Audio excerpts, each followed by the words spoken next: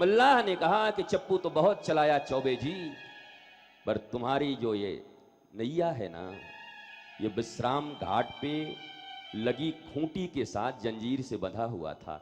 तुम तो भांग के नशे में हैया हो मारे जा रहे थे। सुबह हो गई पर तुम्हारी नाव विश्राम घाट पे ही रह गई। परिश्रम में कोई कमी न किया, योग्यता में कोई तुम्हारी कमी न थी। You are doing hard labour. चाहे स्टूडेंट हो, चाहे व्यवसायी हो, चाहे नौकरी पेशा हो, चाहे गृहिणी हो, सब मरे ही जा रहे काम करते करते। किसी के पास टाइम नहीं है। I have no time, I have no time, I have no time. Time नहीं है, टाइम नहीं है।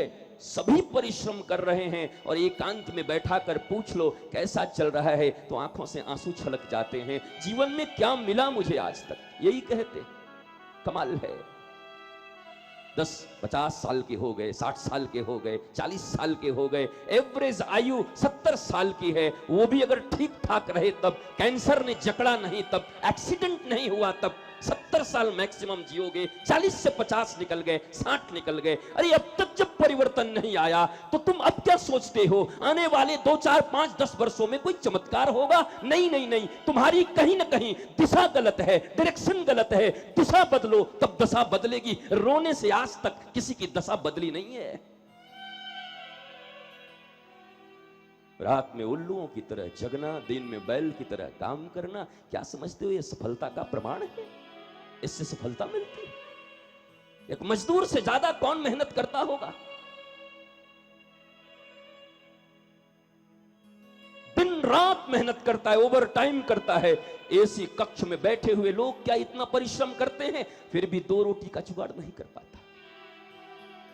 इसलिए तुम्हारे हार्ड लेबर ही तुम्हें ऊपर ले जाएंगे, ऐसा किसने कह दिया?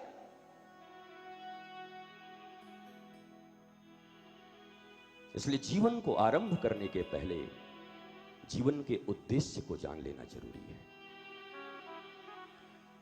हमने उस बच्चे की तरह किया। एक बच्चे के हाथ में मोबाइल दे दो, क्या करेगा? जिसको कभी नहीं दिया, खाएगा, तोड़ेगा, पटकेगा, इधर करेगा, वो बात करने के सिवा सब करेगा। He doesn't know। वो जानता नहीं कि इसका यूज क्या है। अब मुझे एक बात बताओ कि जिसने मोबाइल किसी के बनाए हुए तो ही बना होगा। क्या मोबाइल बिना बनाए बन गया होगा? कोई तो बनाया होगा। और जिसने बनाया होगा क्या मूर्ख होगा? अच्छा खासा विद्वान होगा। और जिसने बनाया होगा क्या बिना उद्देश्य के बनाया होगा? नहीं भैया, बिना उद्देश्य का तो इस जीवन में कुछ होता नहीं। इस शरीर को बनाने वाला परमात्मा भी क्या मूर्ख था? क्या जन्म देते समय उसके मन में कोई उद्देश्य नहीं होगा तुम्हारे जीवन के प्रति? इस शरीर का क्या यूज हो? उस मोबाइल के यूज के लिए उस कंपनी के वो जो बुक होते हैं उसे क्या कहते हैं? हाँ जी, हैं? हैं? अच्छा, जो भी कहते हैं उसका बुक, जिसको पढ़ के हम जानते हैं ये प्लग यहां लगाओ, ये बैटरी यहां लगाओ। उस परमात्मा ने भी बनाया इस शरीर को, बिना बनाए तो बना नहीं होगा। और बड़ा बुद्धिमान होगा, मूर्ख तो हो नहीं सकता। और उद्देश्य भी होगा। और उसने मैनुअल भी दिए थे, शास्त्रों के रूप में।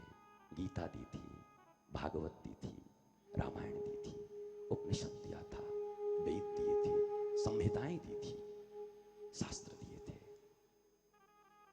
पर हमें यह जीवन मिला और पागलों की तरह जो हमसे ऊपर के पूर्वज थे, मैं उनको बहुत होशियार नहीं कहता, नहीं तो देश की स्थिति या इस दुनिया की स्थिति ऐसी पागलों की तरह नहीं होती।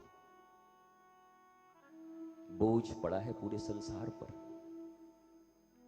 2, 4, 10 सरफिरों के कारण आज इस संसार पर अरबों अरब रुपए के बोझ पड़े हुए हैं। ये बड़ी बड़ी सुरक्षा व्यवस्थाएं, ब्लैक कैट कमांडो, एक एक व्यक्तियों के पीछे। ये किनके लिए? ये कुछ सरफिरे लोग जिसने इस देश के इकोनॉमी पे, इस दुनिया के इकोनॉमी को 60% तक सुरक्षा में कन्वर्ट कर दिया है। खाना छोड़ो, उपजाना छोड़ो, भौतिक समृद्धि पर जाना छोड़ो, बम गोले और बारूद बनाओ। आप कहते हो ये वर्ल्ड बहुत अच्छा है, you all are intellectuals, I know, intellects, and I too. पर ये इंटेलेक्चुअलिटी किस काम की है? हम भी उसी भीड़ के हिस्से हैं, हम भी उसी दरिद्रता के हिस्से हैं। जिसने इस शरीर को बनाया उससे हमें कभी जानने का प्रयत्न नहीं किया कि आपने किस उद्देश्य से बनाया है। Who am I? The beginning of real spiritualism is who am I? And why I am here? Have you any answer? इन मूलभूत प्रश्नों के उत्तर नहीं है हमारे पास। मैं कौन हूं और मैं क्यों आया हूं? जो परंपरा दे दी हमारे पिता ने, हमारे दादाजी ने, पैसा कमाना है, तुझे ऊपर उठना है, प्रतियोगिता करनी है, गांव में किसी से नीचे मत रहना, तुझे सबसे आगे बढ़ना है, तुझे सबसे आगे निकलना है। और एक भूत की तरह, एक मशीन की तरह छोटे से बच्चे पर प्रतियोगिताओं के बोझ डाल दिए गए। और नाम भी कितना सुंदर दिया है लोगों ने, स्वस्थ प्रतियोगिता, हेल्दी कंपटीशन। कंपटीशन कभी हेल्दी हो सकता है? प्रूव मी, कंपटीशन कभी हेल्दी हो सकता है? ईश्वर ने जब इस संसार को बनाया तो शास्त्रों में उन्होंने लिखा कि मैं तुम्हें बना रहा हूं, तुमसे बेहतर इंसान मैंने किसी को नहीं बनाया और तुम्हारे जैसा किसी को नहीं बनाया, इसलिए किसी से अपनी तुलना मत करना। तुम्हारे जैसे इकलौते इस वर्ल्ड में आए हो, तुलना किससे है? कंपटीशन किससे है? तुम संगीत के लिए आए हो,